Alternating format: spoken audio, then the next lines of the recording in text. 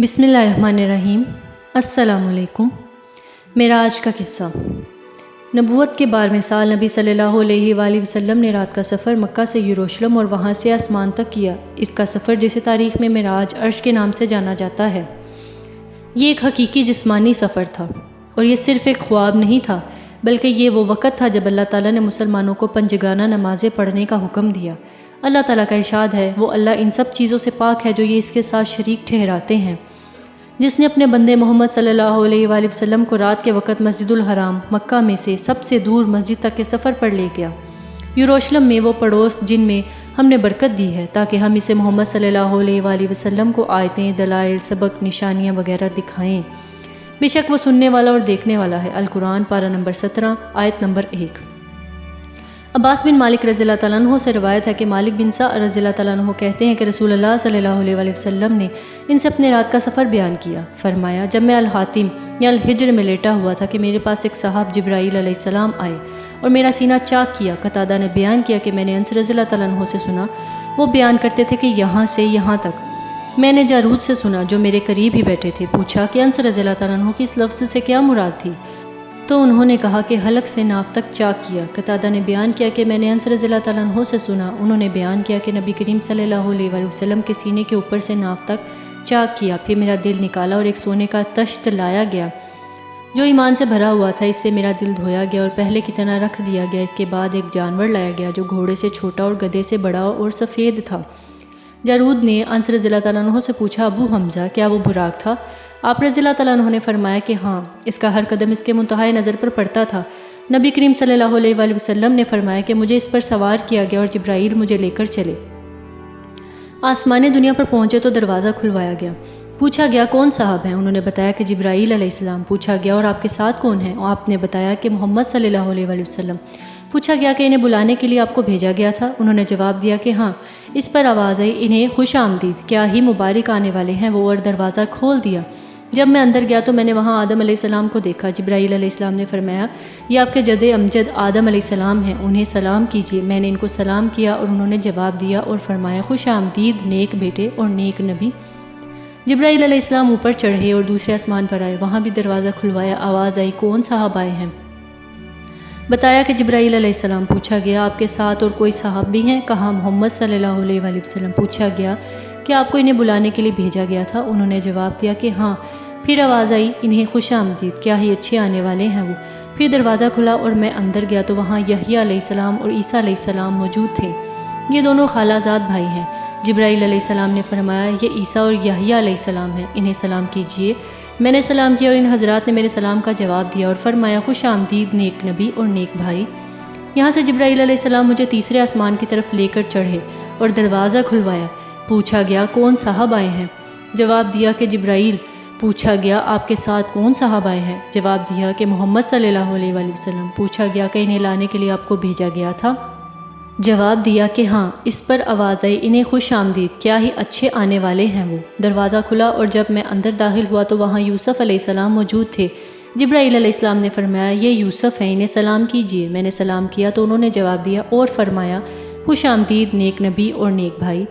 پھر جبرائیل علیہ السلام مجھے لے کر اوپر چڑھے اور چوتھے آسمان پر پہنچے۔ دروازہ کھلوایا تو پوچھا گیا، کون صاحب ہیں؟ بتایا کہ جبرائیل۔ پوچھا گیا، اور آپ کے ساتھ کون ہیں؟ کہا کہ محمد صلی اللہ علیہ وآلہ وسلم۔ پوچھا گیا کہ انہیں بلانے کے لیے آپ کو بھیجا گیا تھا؟ جواب دیا کہ ہاں۔ کہا کہ انہیں خوش آمدید، کیا ہی اچھے آنے والے ہیں وہ۔ اب دروازہ کھلا۔ جب میں وہاں ادریس علیہ السلام کی خدمت میں پہنچا تو جبرائیل علیہ السلام نے فرمایا، یہ ادریس علیہ السلام ہیں، انہیں سلام کیجیے۔ میں نے انہیں سلام کیا اور انہوں نے جواب دیا اور فرمایا، خوش آمدید پاک بھائی اور نیک نبی۔ پھر مجھے لے کر 5ویں آسمان پر آئے اور دروازہ کھلوایا۔ پوچھا گیا، کون صاحب ہیں؟ جواب دیا کہ جبرائیل علیہ السلام۔ پوچھا گیا، آپ کے ساتھ کون صاحب آئے ہیں؟ جواب دیا کہ محمد صلی اللہ علیہ وآلہ وسلم۔ پوچھا گیا کہ انہیں بلانے کے لیے آپ کو بھیجا گیا تھا؟ جواب دیا کہ ہاں۔ اب آواز آئی، خوش آمدید، کیا ہی اچھے آنے والے ہیں وہ۔ یہاں جب میں ہارون علیہ السلام کی خدمت میں حاضر ہوا تو جبرائیل علیہ السلام نے بتایا کہ یہ ہارون ہیں، انہیں سلام کیجیے۔ میں نے انہیں سلام کیا تو انہوں نے جواب کے بعد فرمایا، خوش آمدید نیک نبی اور نیک بھائی۔ یہاں سے لے کر مجھے آگے بڑھے اور چھٹے آسمان پر پہنچے اور دروازہ کھلوایا۔ پوچھا گیا، کون صاحب آئے ہیں؟ بتایا کہ جبرائیل۔ پوچھا گیا، آپ کے ساتھ کوئی دوسرے صاحب بھی آئے ہیں؟ جواب دیا کہ محمد صلی اللہ علیہ وآلہ وسلم۔ پوچھا گیا کہ انہیں بلانے کے لیے آپ کو بھیجا گیا تھا؟ جواب دیا کہ ہاں۔ پھر کہا انہیں خوش آمدید، کیا ہی اچھے آنے والے ہیں وہ۔ میں جب وہاں موسیٰ علیہ السلام کی خدمت میں حاضر ہوا تو جبرائیل علیہ السلام نے فرمایا کہ یہ موسیٰ علیہ السلام ہے، انہیں سلام کیجئے۔ میں نے سلام کیا اور انہوں نے جواب کے بعد فرمایا خوش آمدید نیک نبی اور نیک بھائی۔ جب میں آگے بڑھا تو وہ رونے لگے۔ کسی نے پوچھا آپ رو کیوں رہے ہیں؟ تو انہوں نے فرمایا میں اس پر رو رہا ہوں کہ یہ لڑکا میرے بعد نبی بنا کر بھیجا گیا، لیکن جنت میں اس کی امت کے لوگ میری امت سے زیادہ ہوں گے۔ پھر جبرائیل علیہ السلام مجھے لے کر 7ویں آسمان کی طرف گئے اور دروازہ کھلوایا۔ پوچھا گیا کون صاحب آئے ہیں؟ جواب دیا کہ جبرائیل۔ پوچھا گیا اور آپ کے ساتھ کون صاحب آئے ہیں؟ جواب دیا کہ محمد صلی اللہ علیہ وآلہ وسلم۔ پوچھا گیا کیا انہیں بلانے کے لیے آپ کو بھیجا گیا تھا؟ جواب دیا کہ ہاں۔ کہا کہ انہیں خوش آمدید، کیا ہی اچھے آنے والے ہیں وہ۔ میں جب اندر گیا تو ابراہیم علیہ السلام تشریف رکھتے تھے۔ جبرائیل علیہ السلام نے فرمایا کہ یہ آپ کے جد امجد ہیں، انہیں سلام کیجئے۔ نبی کریم صلی اللہ علیہ وآلہ وسلم نے فرمایا کہ میں نے ان کو سلام کیا۔ انہوں نے جواب دیا اور فرمایا خوش آمدید نیک نبی اور نیک بیٹے۔ پھر سدرۃ المنتہا کو میرے سامنے کر دیا گیا۔ میں نے دیکھا کہ اس کے پھل مقام ہجر کے مٹکوں کی طرح بڑے بڑے تھے اور اس کے پتے ہاتھیوں کے کان کی طرح تھے۔